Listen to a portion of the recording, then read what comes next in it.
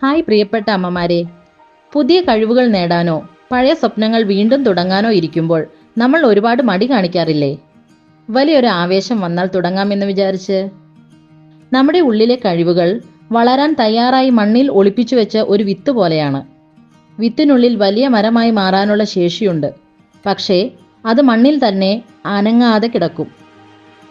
ആ വിത്ത് കിളിർക്കാൻ എന്ത് വേണം? ഒരല്പം വെള്ളം. നമ്മൾ ഒഴിച്ചു കൊടുക്കുന്ന ആ ആദ്യത്തെ ഒരു തുള്ളി വെള്ളം മാത്രമാണ് അതിൻ്റെ പ്രവൃത്തിയെ ഉണർത്തുന്നത്. ആ ഒരു തുള്ളി വെള്ളം കിട്ടിയാൽ വിത്ത് സ്വയം വളരാൻ തുടങ്ങും. പിന്നെ നമുക്ക് അതിൻ്റെ വളർച്ച കാണാൻ ഒരു പ്രചോദനമാകും. അതുകൊണ്ട് കാത്തു നിൽക്കേണ്ട. മോട്ടിവേഷൻ അല്ലെങ്കിൽ പ്രചോദനം വരും എന്ന് വിചാരിച്ച് നിങ്ങളുടെ കഴിവിനെ മണ്ണിൽ തന്നെ ഒളിപ്പിച്ചു വെക്കരുത്.